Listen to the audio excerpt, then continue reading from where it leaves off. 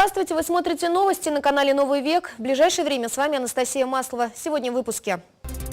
Тува может стать транзитным регионом для экспорта электроэнергии в страны Азии. Правительство продлило программу поддержки ипотечных заемщиков, оказавшихся в сложной ситуации. Оперативно ли? Почему полиция не всегда вовремя приезжает на вызов? Очередной притон ликвидировали сотрудники управления по контролю за оборотом наркотиков МВД по республике Тыва. И о событиях выпуска подробнее. На прошлой неделе сенатор Оксана Белоконь завершила рабочую поездку в Туву. В рамках своей рабочей командировки в регион сенатор провела ряд совместных совещаний с правительством Республики Тыва по финансовому блоку, вопросам социально-экономического развития республики, вопросам развития дорожно-транспортного комплекса и стратегическому развитию региона. Юлия Шмидт подробнее. В этом году в республике намечен план мероприятий, направленных на социально-экономическое развитие региона. Уже сейчас в республике имеется ряд вопросов, требующих безотлагательного решения, отметила сенатор. Например, на протяжении 10 лет не находил положительного решения вопрос реконструкции автомобильного пункта пропуска Хандагайты через государственную границу Российской Федерации. Также мы обсудили вопросы как раз с заместителем председателя правительства, курирующего транспортные вопросы дорожно-транспортного хозяйства, это в том числе завершение процедуры передачи М-54, это обустройство пропускного пункта Хандагайты.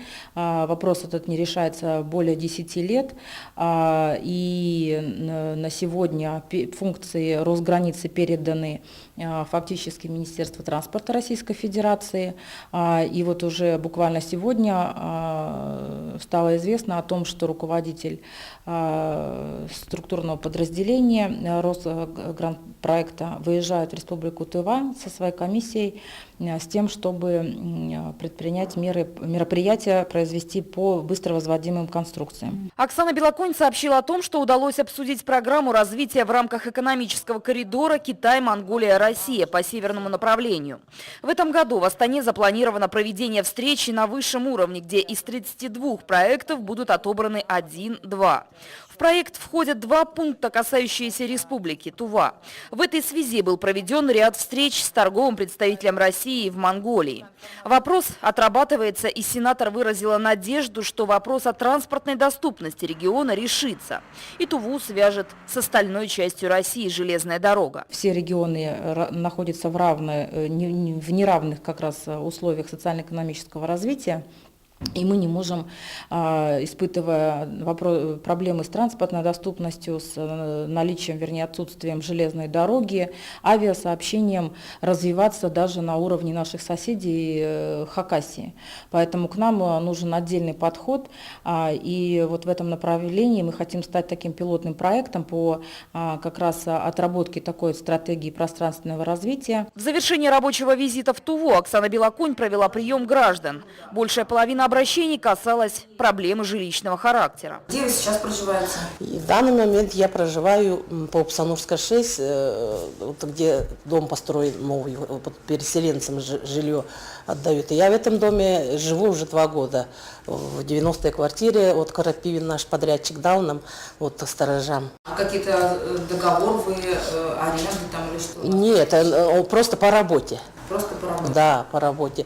И я прошу закрепить эту квартиру за мной. Сенатор взяла на личный контроль несколько обращений граждан. По мнению Оксаны Белоконь, важно быть ближе к людям. И в этом плане партия «Единая Россия» уделяет большое внимание работе с населением, оказанию реальной помощи, и в ближайшее время будет запущен новый проект по электронной системе обращения граждан. Юлия Шмидт, Буян Аюн, Новый век.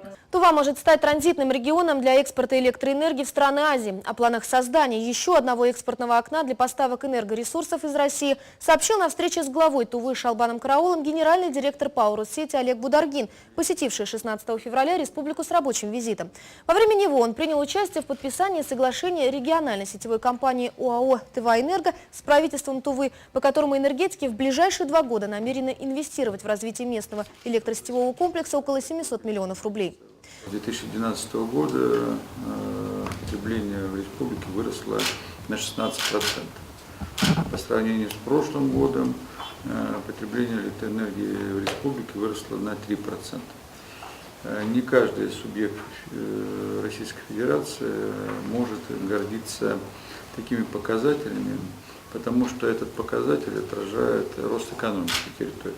Шалбан Караул и Олег Бударгин договорились подготовить и направить согласованные предложения о стратегических вопросах развития региональной энергосистемы Тувы правительству России. Знаю вас как человек, сибиряка, который особо настроен на раскрытие потенциала Сибири, что республика живет и действует в тех возможностях, которые сегодня есть. Спасибо за положительные отклики по изменениям, которые происходят. Настроен максимально на взаимодействие, на те партнерские отношения, связанные по тем запросам корпоративным, которые с вашей стороны, со стороны ваших инженерных систем высказываются, потому что мы особо заинтересованы в том, чтобы в республике энергоснабжение, во-первых, было стабильным, во-вторых, с тем потенциалом, который требует развития. Ну и третье, конечно же, мне особо импонирует ваше человеческое отношение к республике. Олег Бударгин поручил своим специалистам подготовить обоснование ключевых моментов состоявшегося обсуждения.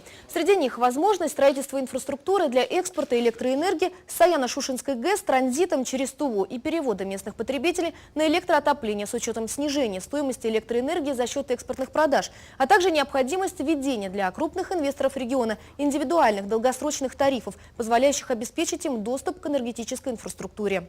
И о новостях экономики. Правительство продлило программу поддержки ипотечных заемщиков, оказавшихся в сложной ситуации, еще на 3 месяца, до 31 мая включительно. В документе речь также идет об увеличении объемов предоставления помощи заемщикам.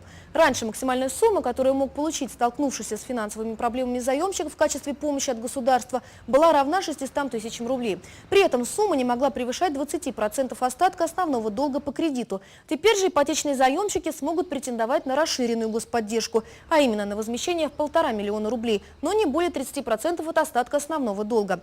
На новые условия господдержки смогут рассчитывать родители, у которых есть как минимум 2 несовершеннолетних детей или граждане, являющиеся опекунами, инвалиды или имеющие детей-инвалидов, а также ветераны боевых действий.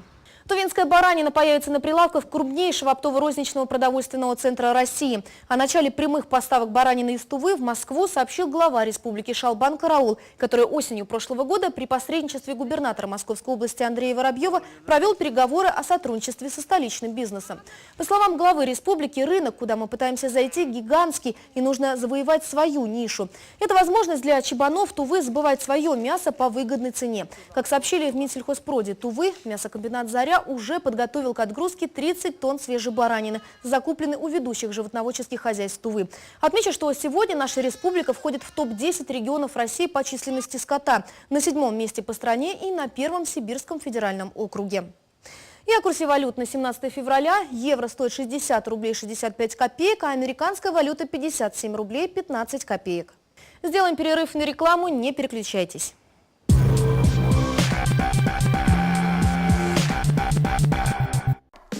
Ходим ножками, щупаем ручками и удивляемся глазками. Подарки для ваших любимых в РБТ.ру. Так LED-телевизор Samsung по интернет-цене 30 990 рублей. РБТ.ру.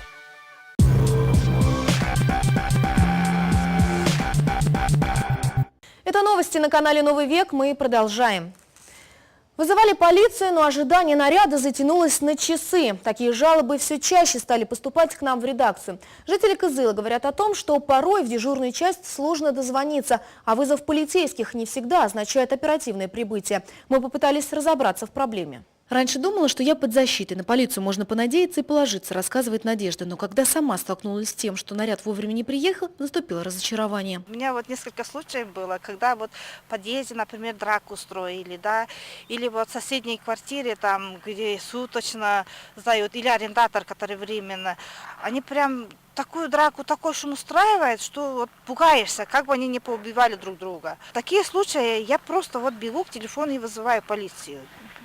Ну и полиция приезжает через 2 часа, 2,5 часа. А ведь бывает, что на счету каждая минута. Хотелось бы, говорит Надежда, чтобы на вызов реагировали быстрее. Дежурная часть полиции, старший лейтенант Богдан. Телефон дежурной части не умолкает ни на минуту, а вот штат сотрудников здесь небольшой. На дежурстве за прием звонков отвечают 2 человека. А ведь часто в дежурную часть одновременно поступает от 10 до 20 сигналов. Естественно, ответить сразу на все дежурный не может. Поэтому городской телефон 02 настроен таким образом, что поступившие в момент разговора звонки автоматически становятся в режим ожидания. Однако дожидаются ответа не все. Люди кладут трубку и перезванивают. И их звонок снова становится в очередь уже на последней позиции. Да и звонки бывают не по адресу, сетуют полицейские. Граждане звонят в полицию вплоть до того, что заявлениями: вот скорая долго едет, разберитесь.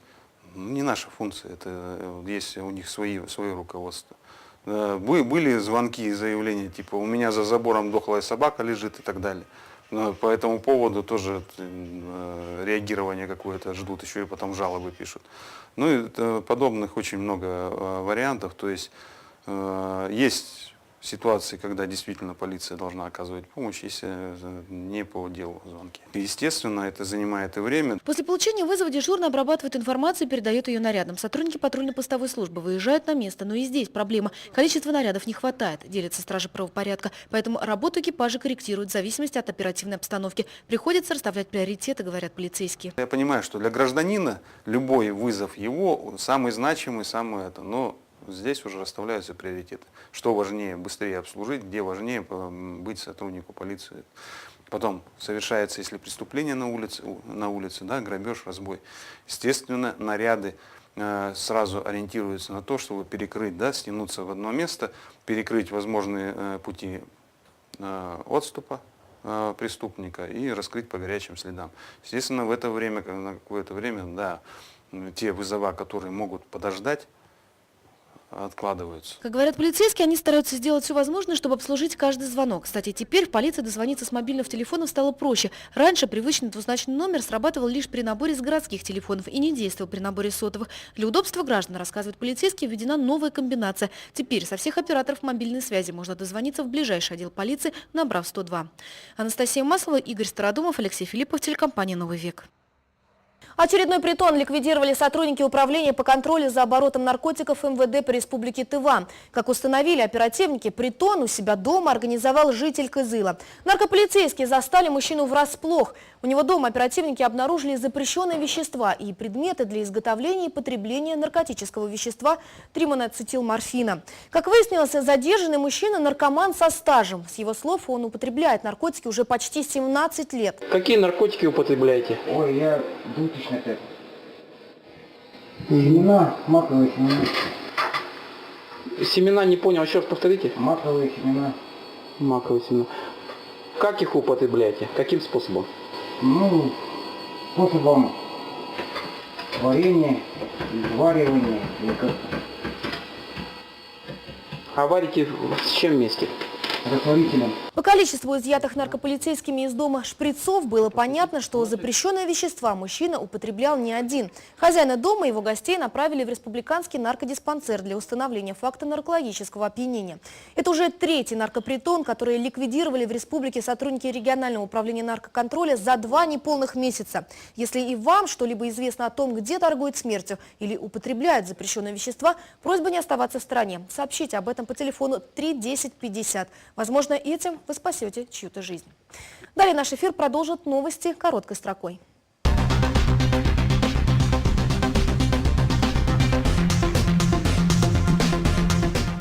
От Тувы во всероссийском конкурсе региона устойчивого развития будет участвовать ГУП «Молчин» из Магунтайгинского района. Предприятие рассчитывает привлечь на расширение и модернизацию своего производства не менее 45 миллионов рублей конкурсной премии. Основная задача конкурса – отбор и сопровождение бизнес-идей, связанных с модернизацией и созданием новых предприятий реального сектора экономики. Минобороны России запустила акцию «Я служил», посвященную Дню защитника Отечества, в которой могут принять участие все, кто защищал Родину на разных рубежах и в разное время.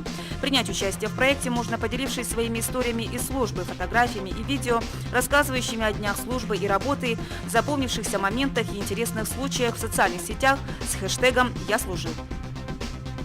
С 8 по 13 февраля 7 лучших педагогов мужчин школ Кызыла конкурировали друг с другом за звание победителя муниципального этапа конкурса «Лучший педагог мужчин образовательного учреждения-2017». Конкурс направлен на развитие творческой деятельности педагогов мужчин по обновлению содержания образования и ведению воспитательной работы, поддержку новых технологий в организации образовательного процесса и росту профмастерства. Итоги конкурса будут озвучены 22 февраля. Стоимость крепкого алкоголя в России может вырасти. Минфин России задумался об очередном повышении цен. Проект приказа ведомства опубликован на федеральном портале проектов нормативных правовых актов. Среди причин увеличения цен на алкоголь Минфин отмечает повышение ставок акциза, рост тарифов на электроэнергию и производственных условно-постоянных затрат. В рамках профилактического месячника, проходящего на территории Тувы, в течение февраля различные подразделения МВД Республики проводят уроки правовой грамотности в школах Кызыла. Основная цель месячника – 5 уроков правовой грамотности – это профилактика правонарушений среди несовершеннолетних, повышение правовой грамотности и правосознания у детей и подростков, их родителей и педагогов.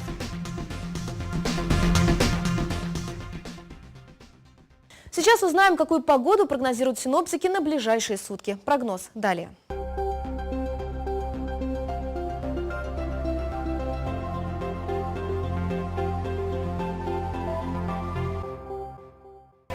Здравствуйте! В эфире прогноз погоды. В студии Ксения Перумова. Что обещают нам синоптики на завтра, мы узнаем чуть позже. Для начала немного о нашем партнере. Магазин «Медтехника» предлагает широкий ассортимент солевых ламп, которые благотворно влияют на здоровье, укрепляют иммунитет, повышают жизненный тонус и к тому же придают особое очарование любому интерьеру. Приходите на Калинина 3/3 и сами все увидите. Магазин «Медтехника». У нас вы найдете все, что поможет поддержать ваше здоровье в домашних условиях. Массажеры, ингаляторы, кварц, солевые лампы, лампы Чижевского. Также в наличии медицинская одежда и аксессуары. Халаты, перчатки, шапочки, маски, чехлы на фонендоскопы и многое другое. Калинина 3/3. Магазин «Медтехника». Будьте здоровы! Ну а теперь о погоде на предстоящие сутки. Утро ожидается довольно морозное, за окном минус 20 градусов ниже нуля. Днем будет малооблачно, ветер северо-западный, 3 метра в секунду. На улице минус 14, минус 15 градусов. Вечером и ночью столбик термометра опустится до минус 25 градусов. Геомагнитное поле спокойное, влажность воздуха 75%. Атмосферное давление 712 миллиметров ртутного столба. На этом все. Я желаю вам приятного вечера. Будьте здоровы! На этом наш выпуск завершен. Далее эфир продолжит программа «Скажем, покажем». Все самое интересное впереди. Новости нового века вы всегда можете посмотреть на нашем YouTube-канале Тувинская единая служба информации. Всего доброго и до скорых встреч в эфире.